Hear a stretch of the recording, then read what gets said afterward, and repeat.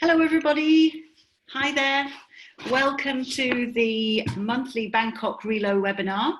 My name is Katie Wood. I'm a teacher trainer with AUA Thailand Language Centre, and I'm going to be your host today. And we are very lucky to have with us as presenter today, Matthew Noble. So Matthew has been a teacher since 2005. He's been a teacher trainer since 2013. He's taught in many different contexts, from kindergarten to corporate work, and he's done teacher training in Thailand, the US, and many other countries, both online and in person. He is currently a lecturer in the Faculty of Liberal Arts at Rajamangla University of Technology in Pathum Thani, and today he's going to be talking to us about highlighting language patterns in more creative and memorable ways. So I can't wait to hear all his ideas on that. One little thing before we start, could everybody just get their chat box up and make sure that your chat box has got to all panelists and attendees, so that when they're using the chat box, everybody can see you. And maybe just quickly give us a hello so I can tell that people can hear me. Say hello to us, everybody, and then we will get started. Yeah, we've got a hello from Myanmar. Wonderful. And I'm sure we'll get a few more people coming through. There we go. Yes, everybody can hear us. So I will very happily and with excitement hand over to Matthew, and let's get started. Can't wait. Hi, Matthew. Hi. Okay, hello everyone. It's nice to see you guys in the chat right now saying hello. Yeah. Okay, I see. Oh, Henny is in Sydney. Wonderful. Indonesia and Myanmar, and I think I see Thai people in the chat as well. So it's really nice to be here today, this evening. Great. So as Katie mentioned, so I have about 15 years worth of experience, and I really just wanted to share from my experience mostly today, and my my interests as a teacher. I've done some teacher training as well, but really what I'm here to do is share in a teacher-to-teacher mode, essentially. I'm not going to be citing a lot of research or anything like this. So it's really just sharing things I've found really interesting, analyzing some of the, some sort of reflectively thinking about some of the techniques that I've seen other teachers do and things that I've tried in the classroom. Yeah. So highlighting language patterns in creative ways, memorable ways that I've actually seen teachers do, and I try. Okay. And I hope that everyone here feels that comfortable to, respond, react, share.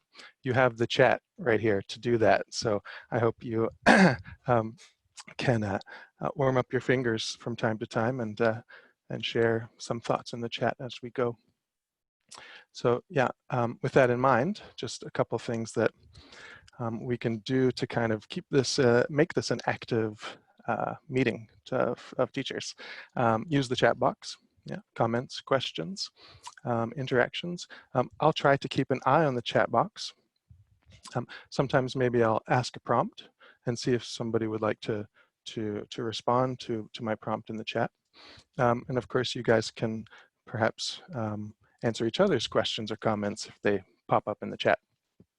Second thing, I'm going to try to just basically present for about 45 minutes or so. Now we have an hour, but I think in 45 minutes, I hope to sort of wrap myself up because I imagine that we have at least 10 to 15 minutes of just Q&A. Again, we can use the chat box to communicate, and hopefully we'll have a sense of really coming together at the end with some ideas. And I'll share some links at the end of the talk that you can follow from there. Great. So the question of the day is, can we make text jump off the page to highlight various aspects of the language? Can we make text jump off the page to highlight various aspects of the language? All right, we're going to sort of start there and explore this question. Now, what do I mean jump off the page? Now, if I look it up in Merriam-Webster's dictionary, I find this idiom. And you may very well be familiar with this idiom, or maybe not. Jump off the page, or alternatively, leap off the page. Right? I think jump off the page is more US English in its traditional origin, and maybe in the UK, traditionally people might say leap off the page more often. I'm not sure, maybe Katie can tell us later. But in both cases, it's an idiom that means to be noticeable, interesting, or exciting. For example, you'll often see this idiom used about characters in a book. Right? So if a book is really great and the characters feel very real and feel like you can really feel them, touch them, hear their voices, they've leapt off the page. Okay, so that's I chose this idiom for this talk because what I'd really like to do in classes is get that same sort of sense of whether we're using a book, right? We have lots of handouts. We're on the page quite a lot. And sometimes when things aren't going so great, I feel like we need to get off the page. And I'm hoping that I can help the learners, I can help the language jump off the page for the learners, right? So it's much more, feels more alive. So I hope that that language that I want them to learn is, or that aspect, whether it's a grammar point, a pronunciation point is often something I want to jump off the page, right? I mean, what good is pronunciation that's stuck on a page? The meaning of a vocabulary word, I want it to be noticeable. And I hope it also is interesting, even exciting, and certainly memorable. So if I ask myself this question, can I make text jump off the page in order to make it that noticeable, learnable item? I'm going to say yes. My experience tells me yes. My experience tells me that teachers that I've observed, that I've learned from, that I've been around, often do this in lots of different ways. And you'll notice that I highlighted the word text at the top of this question, because in fact, this might seem like a quite large, very general question about how can we make basically everything that we teach and in many different sort of large scale ways noticeable, memorable, jump off the page. But what I actually want to focus on today is a bit more specific. It's about text itself jumping off or using techniques with text itself to make it jump off the page. For example, this term that I'm using on this slide, jump off the page. I want you to have a look at what's happening with this text here. It's gone from black and white. Now there's some color on it. Color is one way that I've seen teachers help learners to notice a pattern. So perhaps in this case, that blue color is being used to highlight like the verb in a phrase. Now, before I point at a couple more things, I want you to just have a look at it and think about what else is going on.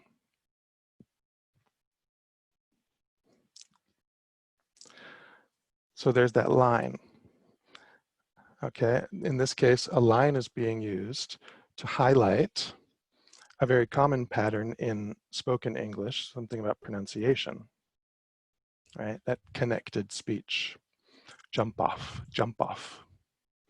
So that line represents something that's actually really important. It's a very small highlight. It's a very small mark. But I see teachers using this kind of connecting line, and they do it quite consistently in a way that really helps that aspect of pronunciation jump off the page in a way that plain text doesn't allow. Right? It supplements, it animates pronunciation within the text. There's two more things going on with this that I'd highlight here. Something I think I'm going to call this salience. I'm not 100% sure what to call this exactly, but salience, the idea of something being very a strong image or something being a weak image or hard to see. So this sort of transparency. So if you look at this, why is the E so gray? Why is it disappearing? And why is the word page so bold? Why is the salience of the page so strong? Now, what is this highlighting? Again, about pronunciation, right? Jump off the page, jump off the page. Where is that vowel sound in the word the, the? Jump off the page, jump off the page. It is disappearing. Jump off the page. In fluent speech, that article is going to be so quick and small that when students listen to fluent speech, say they're listening to a TED Talk, a lot of vowels and function words are just dropping off, and they're so subtle. And I think here's one way where within the text that the students are viewing, that it can actually, that transparency, that weak form, disappearing sound could actually be illustrated in this way. Whereas the word page is stressed in this string of words, jump off the page, jump off the page. So that's quite strong. Yeah, so that's just 3 quick ways, plus it's not technically part of the text, but what I always notice about expert teachers who I always try to peek into their classes and ask them if I can observe them. I mean, over 15 years, I've always been the annoying guy who asks other teachers, hey, can I just sit in the back of your class? Because I just want to see what other teachers do. And I see that even teachers who clearly aren't artists, they're not the Van Gogh of the whiteboard, but they often will do what they can to add even little sketches to things that they write on a whiteboard, for example, in order to supplement what's on the page or the board in a way that, yeah, jumps off visually in some way.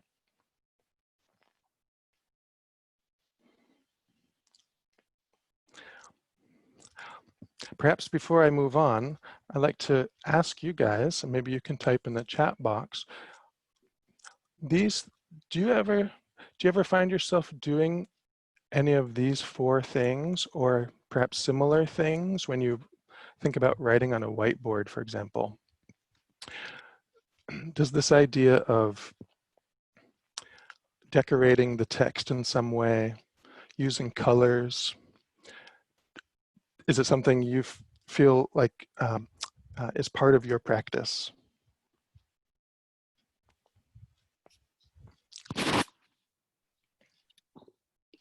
So feel free to write in anything you do, or if you've never done it, you can also say that. So Kanok Kwan says, focusing on something important. I make likes quite a lot. Lines, okay, right. I thought maybe you meant the like symbol, which is, a very universal, the Facebook thumbs up, which can be used online to focus on something. Yes, of course, underlining colors, Tasani says. Yeah, of course, we have the standard whiteboard marker 4 colors, right? Black, blue, red, and green. We have these 4 colors. It's always nice to find a set of whiteboard markers that has even more special colors beyond the primary ones. Okay, so I can see, good. Yeah. And you're going to see a lot of whiteboards in my presentation tonight. So that's what we do. So basically, we're going to look at some of the things that teachers do, how we do them, and think about why it's important. Okay. And like I said, I'm actually not armed with a whole big set of amazing sort of, research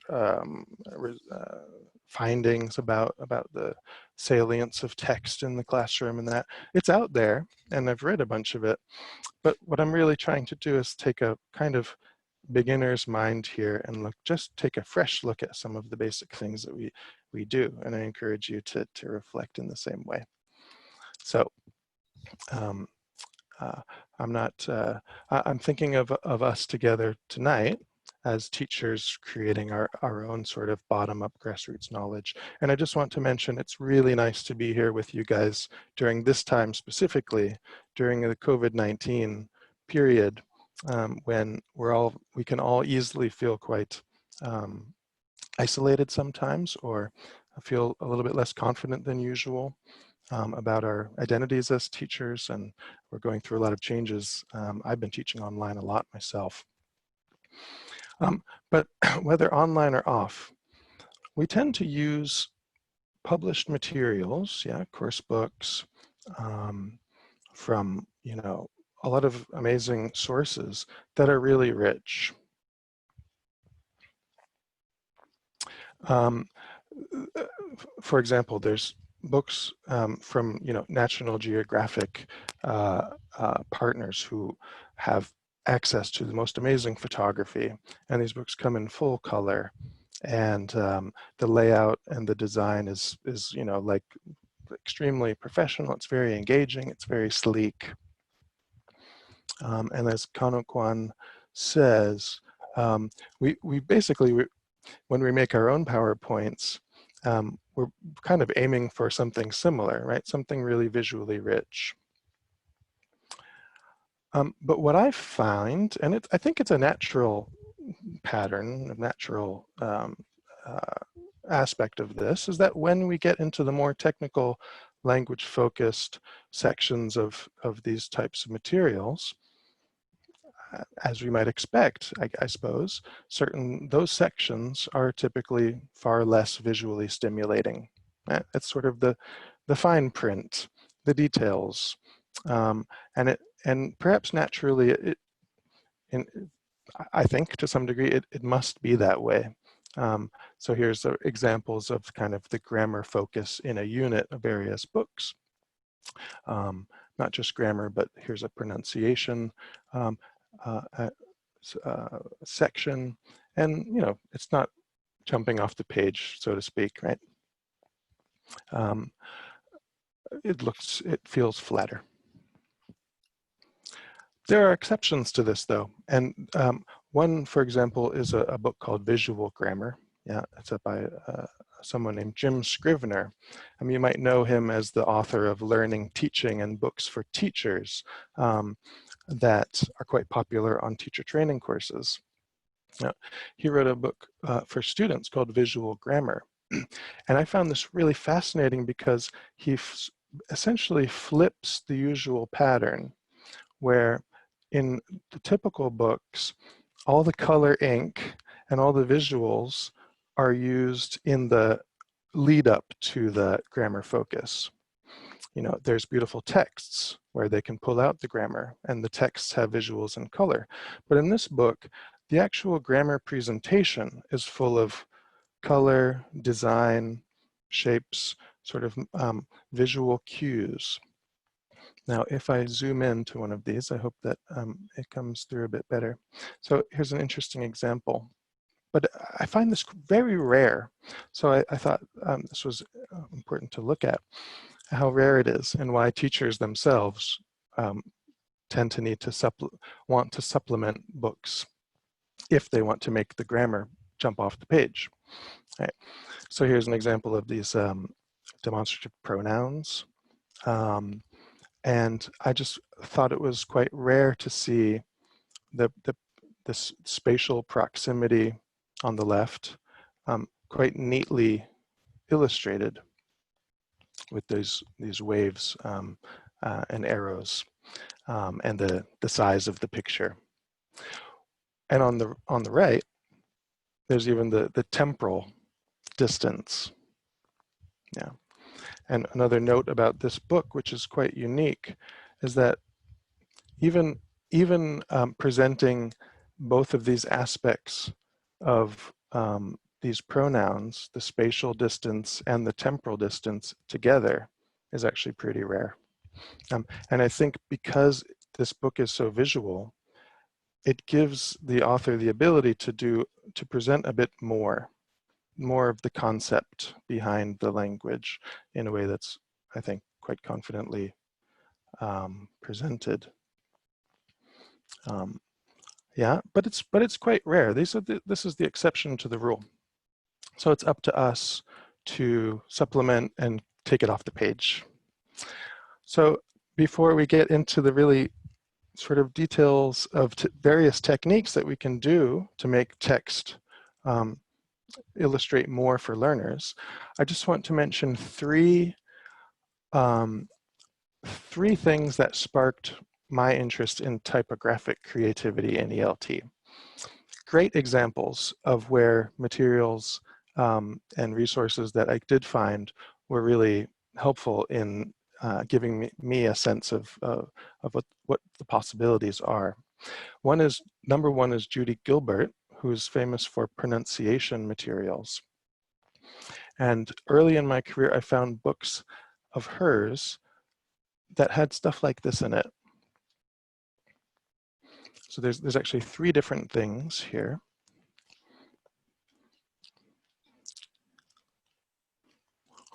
This one contains, okay, the lines that we often see to show connected words, but also this. And I thought, wow, this is neat. She's sort of playing with the written word in a way that illustrates the pronunciation. So the coats all need to be cleaned, the coats all. So she's got three S's, they're connecting to the all, they're getting a bit smaller. And just the visual cue that gives the learner, I think, can be quite helpful. The second one, she uses the sort of visual cue of the position of those people's bodies to show the length of vowels and the strength of those vowel sounds until we get to the right, which is the schwa, and someone's ducking. So it kind of, to me, that jumps off the page in a way that is quite sort of palpable, especially with pronunciation, because pronunciation is so far away from written English and so far away from the page. So if we're going to present pronunciation on the page, these kind of illustrations, and even the size of the letters here, she does a lot of stuff with just bending and stretching letters on the page. So I remember very clearly seeing this for the first time and going, oh, I'm totally going to do that. Banana, banana. I'm going to stretch when I write banana on the whiteboard, I'm going to stretch that middle A out as I write it and sort of animate the text that I use in class, just like she did. She actually, if you're familiar with some of her techniques, she has a lot of kinesthetic techniques with pronunciation too, using rubber bands. So banana, banana. And students can feel the pronunciation in the rubber tension. Okay, I'm just going to clear my annotations. Okay, the second thing was the way that I noticed that my students were taking amazing notes. They were a lot more visual than anything in the book and anything on my whiteboard. So I thought, well, if my students are making their notes this their notes are jumping off the page. I should try doing the same thing in the way I'm presenting the language. Make sure that my input is as rich as their notes. I don't know if you guys have heard of the label of this kind of note-taking, but it's typically called sketch notes or sketch noting. And there's actually a whole sort of pedagogy around sketch notes. I mean, you can take sketch noting courses, and people talk a lot about how the making artistic or you know, colorful notes is actually an excellent way to increase um, how memorable something is, at least for certain learners who maybe have that preference to work in that way. And I'll note that when I was thinking about sketch notes, what brought me to be interested in this, I remembered that I used to go to many TESOL conferences and take sketch notes of the sessions that I would go to. So I thought maybe I can find some of those. And I Googled my name and sketch notes. And the first hit on Google was something I shared on Twitter in a few years ago from a conference in Washington State, USA. That and it happened to be a Linda Grant. So the woman who made the book I was just talking about with those great pronunciation images. I went to a talk by her and took sketch notes about her ideas for teaching pronunciation. So I just thought that was funny. There's some really cute bits here where she was talking about why she got interested in teaching pronunciation. And I just want to highlight a bit here. This, whoops, this at the, sorry, I'm not going to mess around with my annotation too much. Here she said, somebody said to a child, behave, and the child says, I am have. So that the child thinks it's two words, behave. And a child was told, we're going to Miami. And the child says, I don't want to go to your Amy. But the point is the sketch notes helped me to process this talk. And I realized that my students really, some of my students at least, were really probably craving more visual input because they were processing it very visually for themselves. And the final thing that led me to this interest is actually seeing a lot of teachers' whiteboards, not only in person, but on Twitter. So there's a hashtag on Twitter called ELT Whiteboard. And there's actually almost 500 or more pictures that were shared by teachers of their whiteboards from class. And my dog seems to be howling. I don't know if you can pick it up. Okay, I think she's being taken care of. And this was such a treasure trove of techniques that are just there as an archive where teachers just shared the ways that they make the language jump off the page. So a lot of what I'm about to show you guys, specific things that I saw teachers doing, come from this hashtag on Twitter. Now, as I continue, if anyone has ever gone to Twitter or come across this hashtag, yeah, let me know in the chat box. I wonder if anyone's come across this. So what you see when you look at all these whiteboards is really creative ways. For example, with Lexis, with vocabulary. Obviously, you can see lots of color. You see a kind of array of words on the whiteboard. It doesn't look like a book with perhaps very straight lines, and it's more of an array on the board. But also on the left, there's actually realia on the board. So literally jumping off the board, making it 3D. And then on the right, using essentially for the same purpose, in the same way, using sticky notes to make a map jump off the board. Okay, so there's a river there, and there's a lot of locations, shops, and things that are different colors. And I just thought the river was quite brilliant in particular, even a bridge going over the river. But certainly that's something that you've probably seen in so many course books, especially for kids, right? A map of a town, and would label the streets and the shops, and maybe give directions to your partner. So here's a way that a teacher made that really jump off the page onto the whiteboard in that way. With grammar, again, apologies if some of these pictures are a little bit unclear, but what you notice teachers doing a lot is, again with the color, but also highlighting stress patterns with big dots. It almost looks like a Morse code, and using timelines. And we'll see that timelines don't have to look so technical. Like for example, this one seems to have little pictures happening. And then I think in particular with pronunciation, like I said, I think we really want to see if we can make it jump out of the text or jump off the page.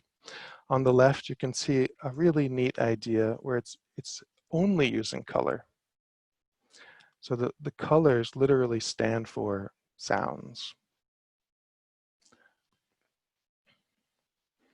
So we have tea, then we have eat, then we have meat. Can anyone take a stab at number 4? What do you think goes in blank number 4? You can type in the chat box.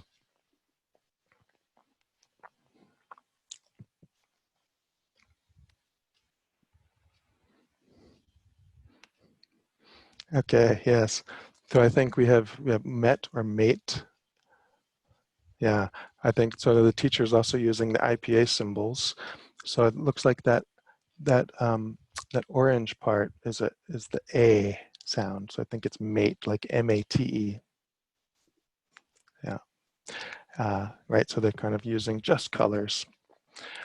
And then on the right, another way to take letters or words, a text, and animate it in a way that mirrors pronunciation, where that T is just disappearing. So that's deleted sound. And I think there are other aspects that we see teachers working with and making them quite visual. So for example, sort of language for the functional language of softening your speech with different functional language phrasing. So basically, in conclusion,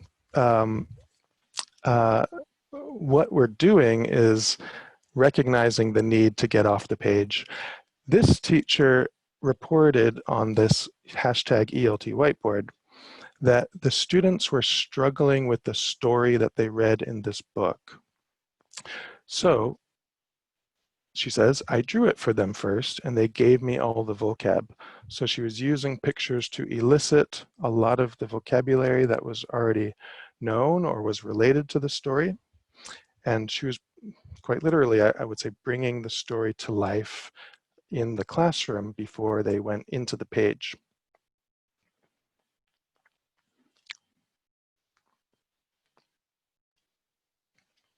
Okay, so let's look at some specific techniques that I notice as patterns. Now, the basic thing that we do with text and is what we can do in Microsoft Word and what we see in a basic textbook. They're using, the buttons on Microsoft Word, bold, underlining, italics, right? Those are the official typographical,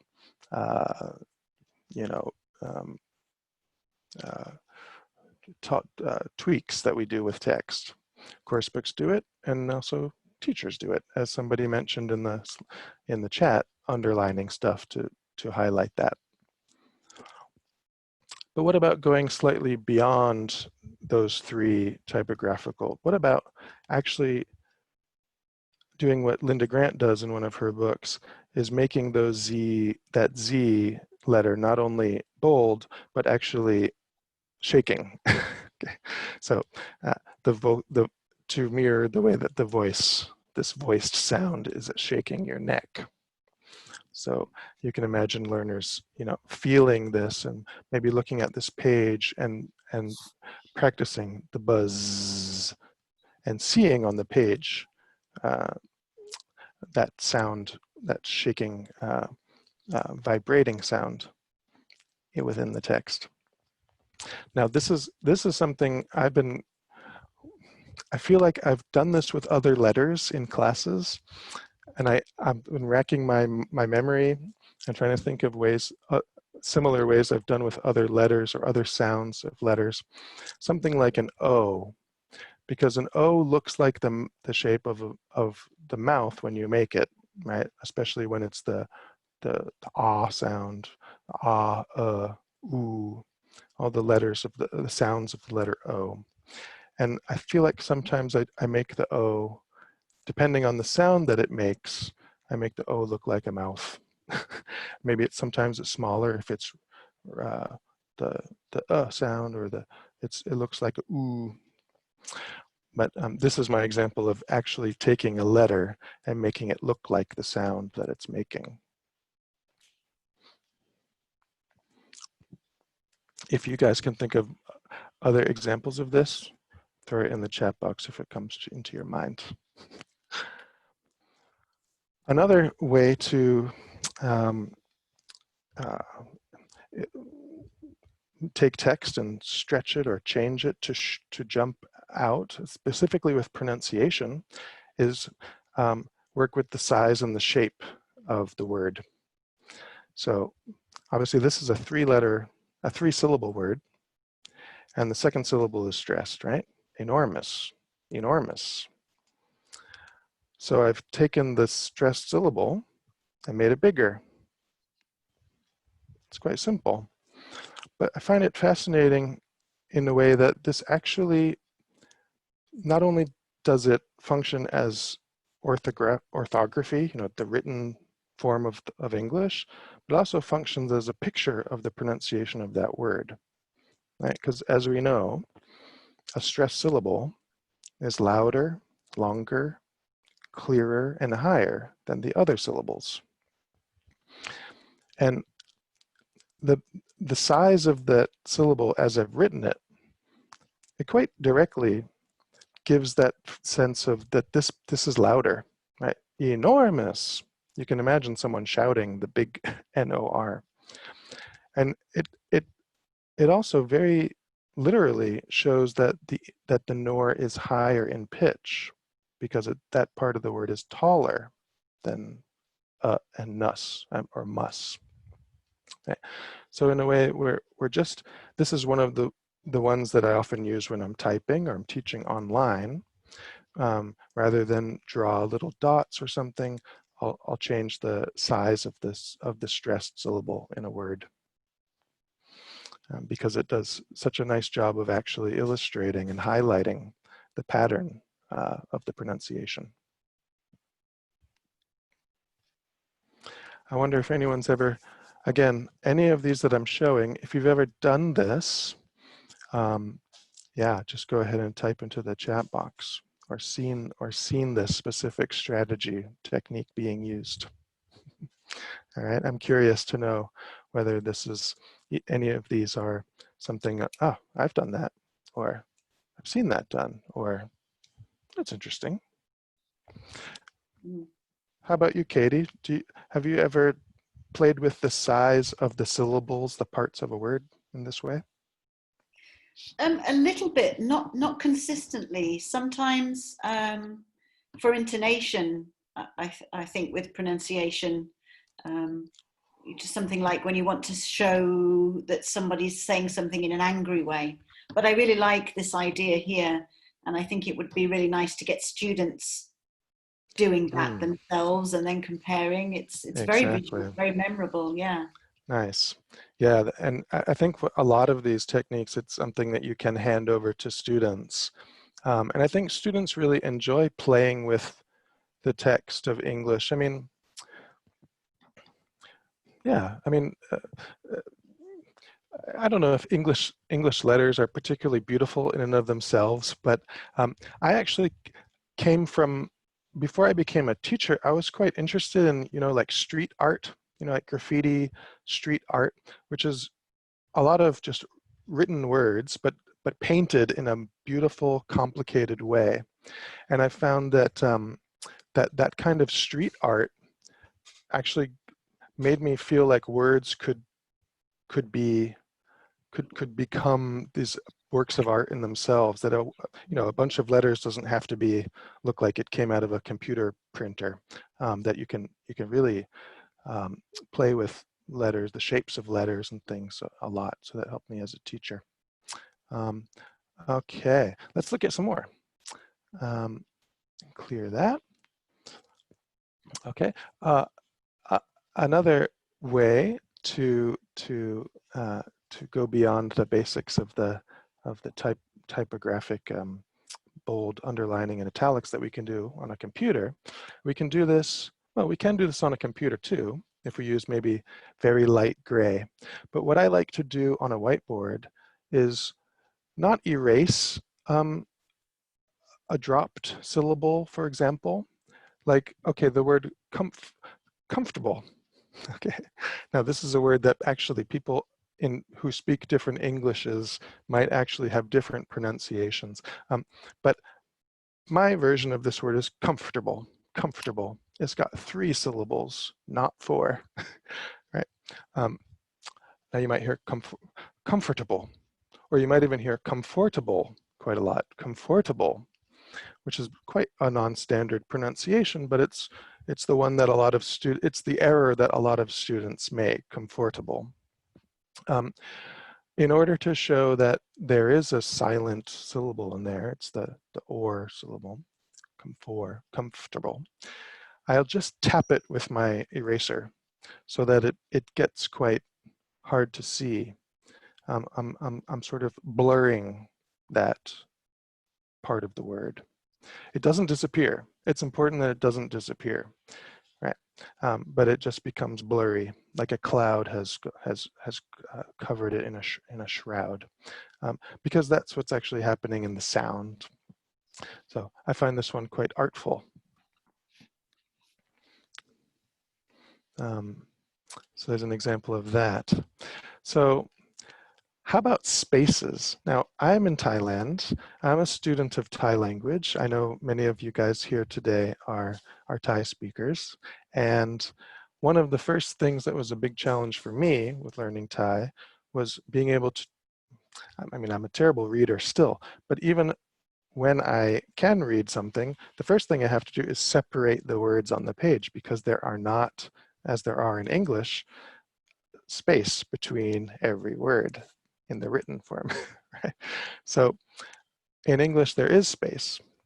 Now, of course, when people speak Thai, there's space, but not when they write Thai. English is opposite. When we write English, there's space between every word, but when we speak English, there's often no space. So how to make this spoken English jump off the page in a way that actually matches what we're focused on, which may be very well may be speaking, although we're reading a lot of these dialogues and stuff. One thing I sometimes do is simply take out the spaces. So how did she feel about that? I don't know. We never talked about it. Talked about it. We never talked about it. Now, I might even tell them,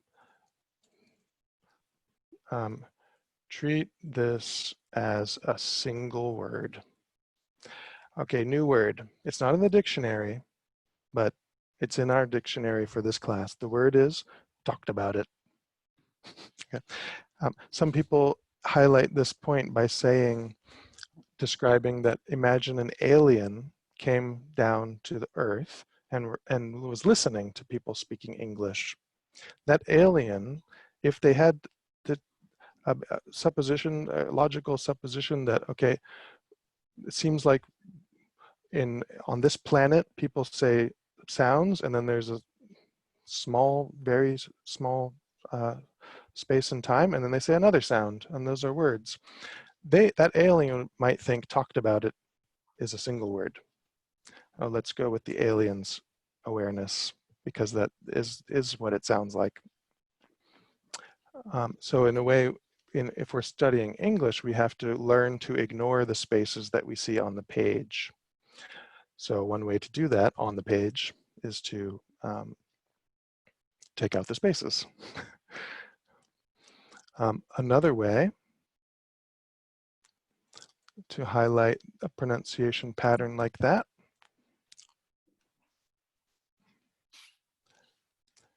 is, again, those lines. Yeah, just connecting the words. I mean, this is the one that you see the most often, as well as in the books, not just teachers adding their supplemental drawings. I'm curious, guys, folks who are here. Now, I've seen teachers highlighting stress in a word in lots of different ways. I'd like to take a quick poll in the chat. Basically,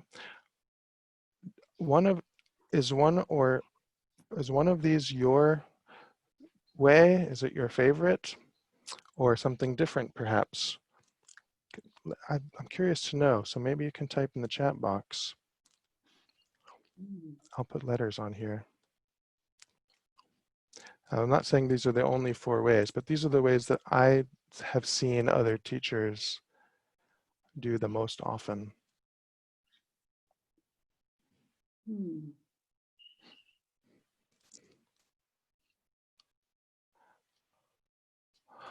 Oh, Tassani's talking about numbers for stress. So perhaps, okay, so the underlining is the easiest one to do. That's true. I think, Konokwan, I used to do more underlining, and I think it's the fastest. Ah, Tassani also says students can pick. That's a really great idea. I found underlining to be really useful, but I also found that sometimes I would use underlining for so many other things, like for example, just highlighting the target language, that I wanted it to be more specific to the use of pronunciation. So in my class, I started not using too much underlining. I tend to use C maybe the most. Me too. Yeah. Sometimes B. But I mean, C is the most thorough, but as was just mentioned, you know, sometimes you just want to mark it and go. And D, I think D is interesting too, because it gives that sense of that rise, right? So we talked about the stress syllable being louder, longer, clearer, and higher in pitch. And it actually illustrates that idea of being higher in pitch, right? So there is a slight tonal variation, or pitch variation rather, B and C. Interesting. And now someone mentioned numbers. And so after looking at these 4 types, I wanted to just have a quick look at a whole different way to do it, which I found really interesting. And I found that a lot of teachers I talked to had never heard about it before and were interested to hear about it. So rather than marking stress, it's notating stress with 2 numbers. And this might actually be something like what Tassani was talking about. Okay, have a look. What do you think the system is here? It's a very simple system. What did the 2 numbers represent? Maybe I should put a second example here so you can see a pattern.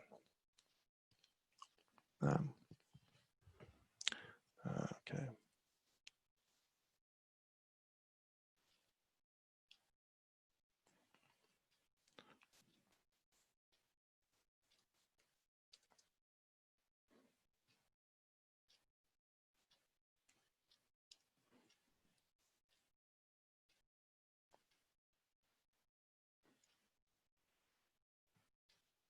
Okay, what is photograph in this notation system?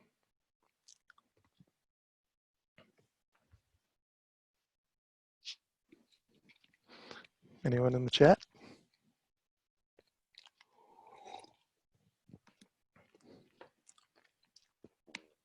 Ding, ding, ding, we got it. Photograph. So it's very simple. It's just the number of syllables and then the stressed syllable. Yeah. So actually this, I read a paper about this by John Murphy I don't know if I have the link in the resources, but and he was saying that he worked with a group of EAP students, or in American university, in an academic English program, and they were learning a lot of academic English vocabulary that were longer words with a lot of syllables and stress that was quite somewhat predictable, but quite hard to get a handle on at first. And he taught them this notation system. And because they were taking so many notes and writing in their vocabulary notebooks all these new words, rather than having them do any of those other 4 things that we mentioned, which can get a little bit messy and don't have a slightly less technical style to them, he had them write 2 numbers after every one of the words that they logged. Okay, yeah, so Rosemary says first time to encounter numbers used in marking stress. So again, the idea here is that a little bit of sort of cross system thinking, creatively thinking about how, in this case, we're using numbers to help awareness of stress jump away from the text into counting in a way, right? So just kind of giving it that contrast. And I think it's sort of I always thought this was an intuitively very satisfying system, but in a way quite simple, but also quite creative in the way that it works. Yeah, it was inspiring for me. Okay, so as you notice, a lot of these examples do have to do with pronunciation, because I think there are just so many great ways of efficiently marking pronunciation. Now, I know we're actually getting pretty close to the time, so I'm going to go through a couple more things. Now, yeah, I'll actually get a link for you guys. I need to add the link to that paper about that notation system. Yeah, because you can read all about it. Now, colors. A lot of you mentioned that you do use color, and I think basically all teachers intuitively know that color helps students learn, because since the time we were babies, color's been such a signal in our perceptive system. Now, someone mentioned, okay, encountering something inspiring. I found a blog post by a teacher whose blog was called "The Input Session That the CELTA Forgot." Okay, the CELTA being the popular teacher training course. And he said there was an input session, a training workshop that the CELTA forgot, and it was about using your whiteboard. And specifically, one of the things he talked about was using color on your whiteboard. And I thought, yeah, I use color in my whiteboard all the time, but I didn't really learn that on CELTA. Yeah, but here he's got a great, something that I just instantly copied and stole from him, which was actually put at the top of your board the color code that you're going to use. Okay, let me zoom in here. And what he's doing is saying, okay, everything that I write in blue is vocabulary related. Oh, black is instructions and answers. Blue is vocabulary. Green is grammar and language information, and red is the pronunciation information. And it just kind of blew my mind, like, of course. I'm using color in a somewhat systematic way. I'm using it somewhat consistently. The students are probably figuring out that I use red usually for pronunciation, but do they know it? And if they did know it, would it be easier for them cognitively to follow the class and process the information?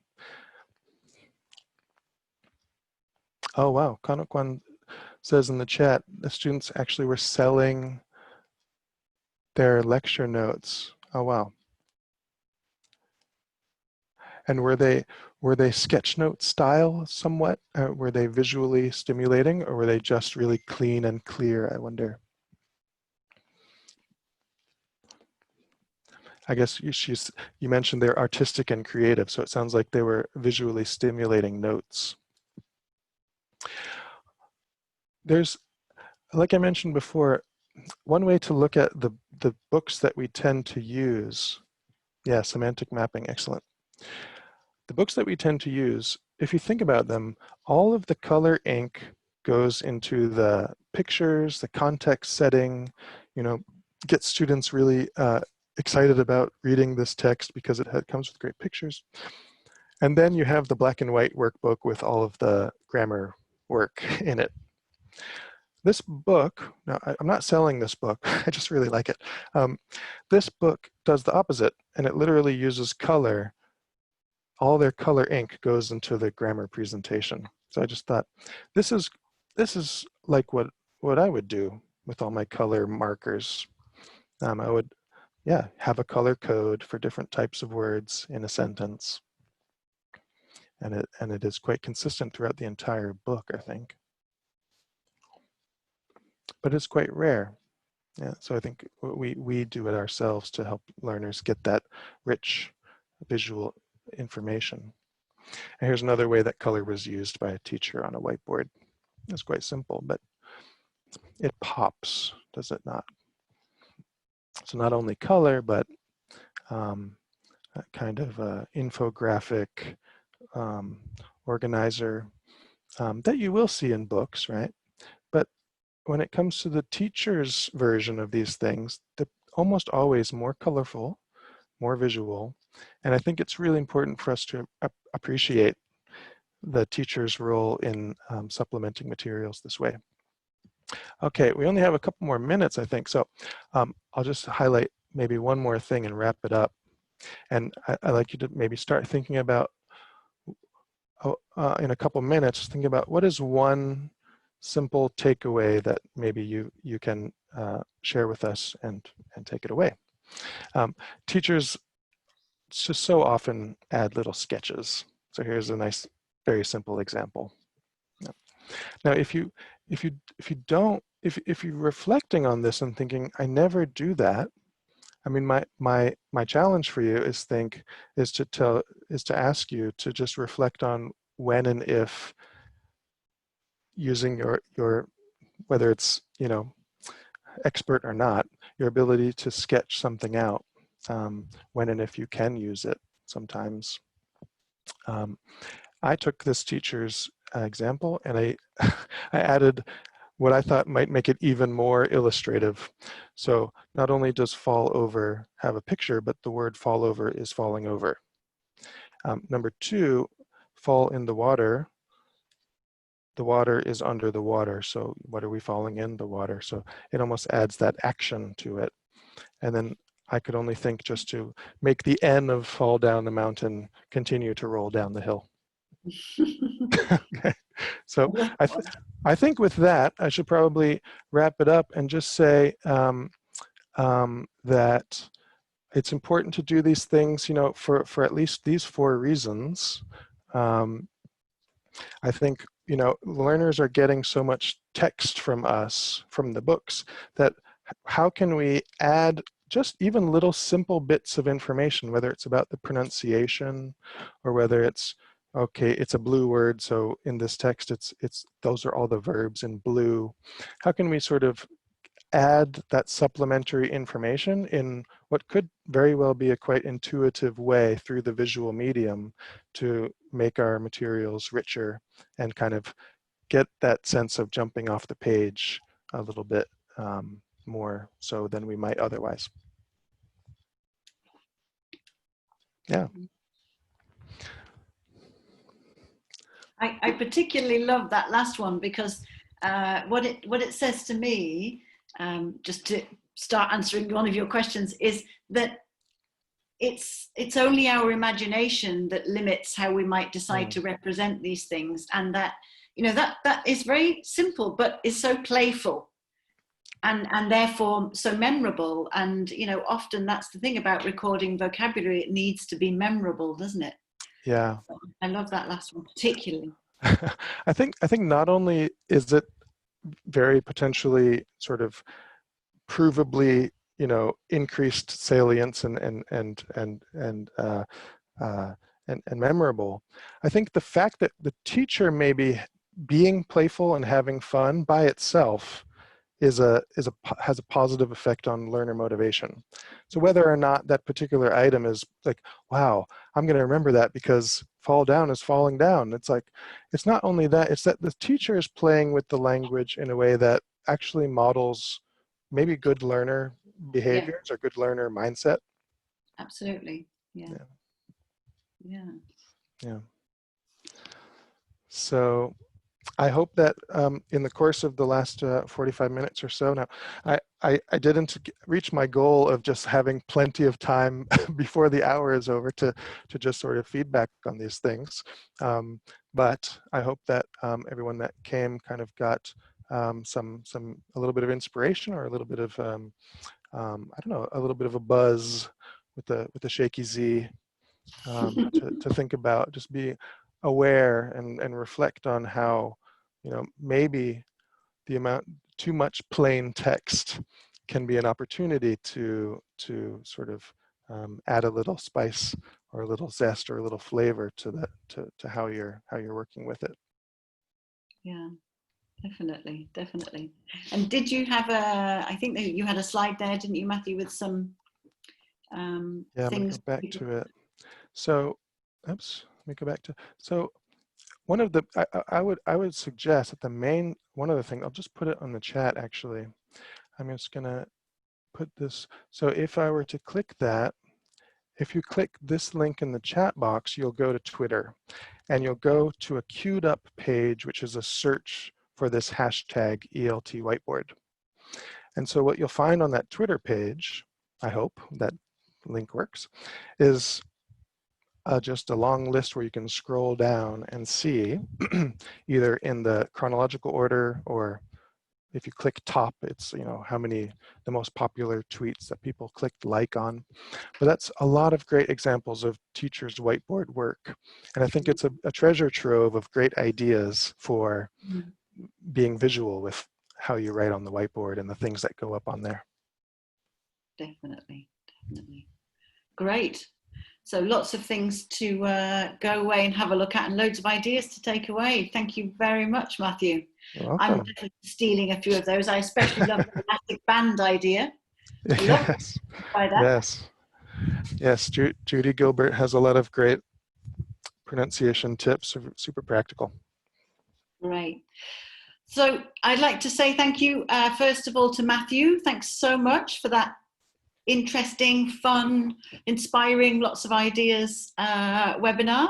Of course, as usual, I'd like to say thank you to the US State Department Regional English Language Office out of Bangkok. We will be, as usual, having another RELO webinar next month. Hasn't quite been decided what it'll be on yet, but please stay tuned. Follow the RELO Bangkok Facebook page and the AUA Professional Learning Department Facebook page for updates on what's coming next. So once again, thanks everybody for tuning in. Bye for now, and we hope to see you soon. Bye.